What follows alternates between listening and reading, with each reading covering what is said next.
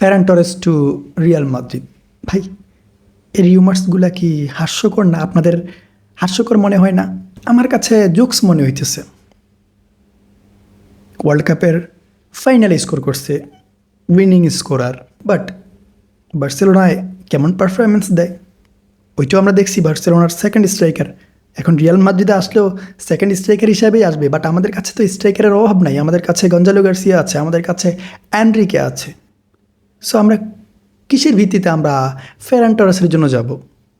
আমার মনে হয় যারা রিপোর্ট করছে তারা ভুল শুনছে। হয়তো অ্যাথলেটিকো মাদ্রিদের কথা বলছে, এরা রিয়াল মাদ্রিদ বলে চালাই দিছে, হাইপ ক্রিয়েট হোক, প্লেয়ারের ভ্যালু বাড়ুক, এমনটাই মনে হইতেছে। অ্যাথলেটিকো মাদ্রিদের সাথে কিন্তু রিউমার্স ছিল। রিউমার্স কি? আমরা আলভারেজকে নিয়ে আসবো, ফেরান টরেসকে তোমাদেরকে দিব, সাথে কিছু অ্যামাউন্টও আমরা তোমাদেরকে দেব।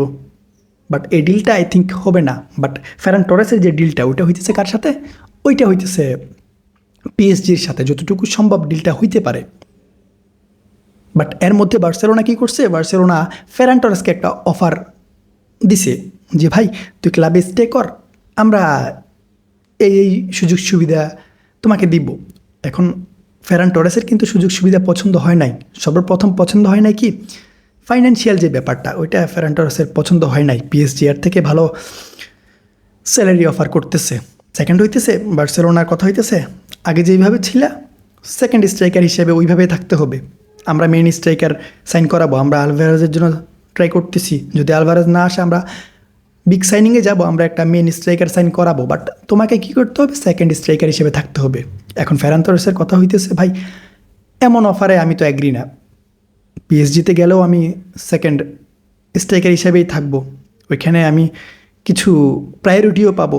লুইস অ্যান্ড্রিকে আমাকে হয়তো তার পরিকল্পনায় রাখছে, বা তার যেই গেম ম্যানেজমেন্ট ওই পরিকল্পনায় আমাকে রাখছে। ইভেন পিএসজি আমাকে তোমাদের থেকেও বেশি স্যালারি দিতে রাজি আছে। সো এখানে বসে থেকে তো লাভ নাই। এখন সিচুয়েশন কি জানেন? সিচুয়েশন হইতেছে ফেরান টরেস ক্লাব ছাড়তে চাইতেছে। ধরুন এক পা ফেরান টরেসের অন্য ক্লাবে চলে গেছে, এখন কোন ক্লাব ওইটা আমরা জানি না। অ্যাথলেটিকো মাদ্রিদ হইতে পারে, পিএসজি হইতে পারে, বা আর্সেনাল হইতে পারে। তবে পিএসজির সাথে যে রিউমার্স ওইটা খুবই স্ট্রং। শেষ পর্যন্ত আই থিঙ্ক যদি বার্সেলোনা রাজি করাইতে না পারে তাহলে ডিলটা পিএসজির সাথে হয়ে যাবে। তবে এখানে কিছু স্টোরি আছে। কি স্টোরি বলতে, বার্সেলোনা 75 মিলিয়ন ইউরোর মতো দাবি করতেছে। যদি কোনো ক্লাব 75 মিলিয়ন ইউরো দিতে পারে তাহলে বার্সেলোনা আই থিঙ্ক ফেরান টরেসকে ছাড়তে রাজি হবে, এমন একটা রিপোর্ট আমরা পাইছি।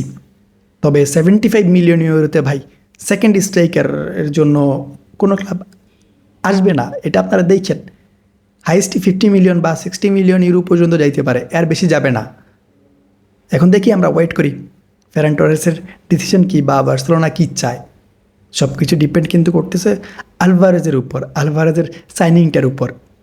এখন বার্সেলোনা যদি হুট করে ফেরান টরেসকে সেল করে দেয়, আলভারেজকেও সাইন না করাইতে পারে, তাহলে কিন্তু আটকে যাবে, কোনো স্ট্রাইকার নাই।